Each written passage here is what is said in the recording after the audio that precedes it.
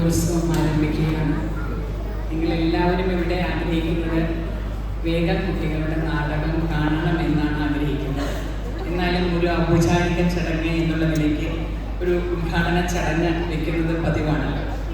അപ്പം ഇന്നത്തെ ഈ പരിപാടിയിൽ അധ്യക്ഷത വഹിക്കുന്ന നവരംഗിൻ്റെ പ്രസിഡന്റായിട്ടുള്ള ജി നാരായണൻ അവർക്ക് ഈ നവരംഗിൻ്റെ ഉത്ഭവം എടുത്ത നമ്മുടെ കണ്ണൻ, നവരംഗ് കണ്ണൻ എന്ന് തന്നെയാണ് എല്ലാവരും നമ്മളെ വിളിക്കാറല്ലേ. അതുപോലെ തന്നെ സൈനറ്റിക് സാർ, മറ്റു സദസ്സിലിരിക്കുന്ന എൻ്റെ നാടക പ്രേമികളെ, എൻ്റെ നാടകം കളിക്കുന്ന പിഞ്ചുമക്കളെ, ഞാൻ കുറേ വർഷങ്ങളായിട്ട് ഈ നവരംഗിൻ്റെ പരിപാടിയിൽ പങ്കെടുക്കുന്നുണ്ട് എന്നുള്ളത് സത്യമാണ്. ഞാനൊരു ദിവസം വരണം, അങ്ങനെ എനിക്ക് നോട്ടീസൊക്കെ അയച്ചിരുന്നു. ഞാനൊരു ദിവസം എന്തായാലും കാണാൻ വരണമെന്ന് ആഗ്രഹിച്ചൊരു വ്യക്തിയാണ്. പക്ഷെ അത് ഇന്നത്തെ ഈ ഒന്നാമത്തെ ദിവസം തന്നെ ഉദ്ഘാടനം ചെയ്യാൻ എനിക്കൊരു അവസരം കിട്ടിയത് രാഹുൽ മങ്കോട്ടത്തിൽ ഇല്ല എന്നുള്ള നിലയ്ക്കാണ്. പക്ഷെ ഞാനൊരു പകരക്കാരിയായിട്ട് ഞാൻ കണ്ടിട്ടില്ല. അവിടെ കണ്ണൻ പ്രത്യേകിച്ച് പറഞ്ഞു ഇവിടെ ഒരു പകരക്കാരിയായിട്ടല്ല വിളിച്ചത് എന്നുള്ളത്. തീർച്ചയായിട്ടും ഞാൻ അങ്ങനെ ഒരിക്കലും കരുതിയിട്ടില്ല. ഞാനൊരു ദിവസം വരണമെന്ന് വിചാരിച്ചു. നേരത്തെ എനിക്ക് നോട്ടീസ് എല്ലാം അയച്ചിരുന്നു. പക്ഷെ ഞാൻ ഇന്നായിരിക്കും എന്ന് പ്രതീക്ഷിച്ചില്ല.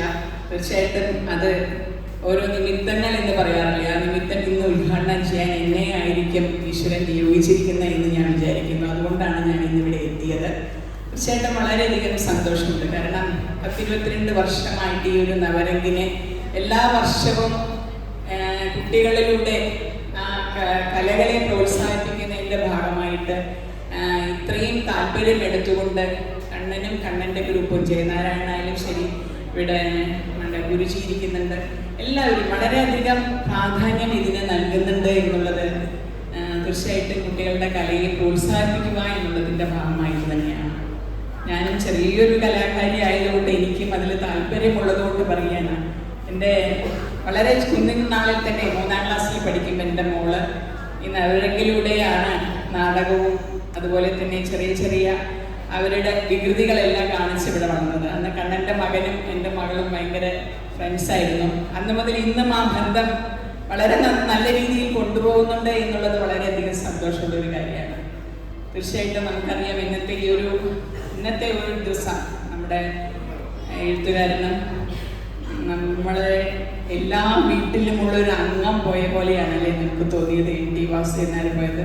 കാരണം എം ടിയുടെ ഒരു പുസ്തകം ഇല്ലാത്ത ഒരു വീട് ഉണ്ടാവില്ല എന്ന് ഞാൻ മനസ്സിലാക്കുന്നു. എം ടി വാസുദേവൻ ഒരു പുസ്തകമെങ്കിലും എല്ലാ കുടുംബങ്ങളിലും ഉണ്ടാവും. അദ്ദേഹം നമ്മളെ വീട്ടിലെ ഒരു കുടുംബാംഗമായിട്ടാണ് നമ്മളൊക്കെ ഇതുവരെ വിചാരിച്ചിട്ടുണ്ടായിരുന്നത്. തീർച്ചയായിട്ടും അദ്ദേഹം പോയപ്പോൾ ഇന്നലെ രാത്രി 10 മണിക്കാണ് അദ്ദേഹം മരണപ്പെട്ടതെങ്കിലും നമുക്ക് വളരെയധികം വിഷമമുണ്ടായിരുന്നു. രാത്രി ഉറക്കം കഴിഞ്ഞ് എണീറ്റപ്പോൾ പോലും എം ടിയുടെ കഥകളെക്കുറിച്ചും നമുക്ക് 2ാം ഊഴത്തെക്കുറിച്ചും നമ്മുടെ ഒരു ചെറുപുഞ്ചിരി സിനിമയുടെ ഓരോ ഭാഗങ്ങളെ കുറിച്ച് നമ്മൾ ചിന്തിച്ചു പോയി എന്നുള്ളത് വളരെ ഒരു വിഷമത്തോടു കൂടെ പറയുകയാണ്. തീർച്ചയായിട്ടും അദ്ദേഹത്തിൻ്റെ മൃതശരീരം ഇന്ന് ശവസംസ്കാര ചടങ്ങുകൾ നടന്നുകൊണ്ടിരിക്കുമ്പോഴാണ് നമ്മളിത് ഈ ഒരു പരിപാടി ഇവിടെ നടത്തുന്നെങ്കിലും എം ടിയുടെ ഒരു കണ്ണ് ഇവിടേക്ക് ഉണ്ടാവും എന്നുള്ളതിൽ യാതൊരു സംശയവുമില്ല. കാരണം നല്ല കാര്യമാണ് ഇവിടെ ചെയ്യുന്നതെന്നുള്ളത് അദ്ദേഹത്തിന് അറിയാം. അദ്ദേഹം എപ്പോഴും നല്ല കാര്യങ്ങൾക്ക് കൂട്ടുനിൽക്കുന്ന ഒരു വ്യക്തിയാണെന്നും എനിക്കറിയാം.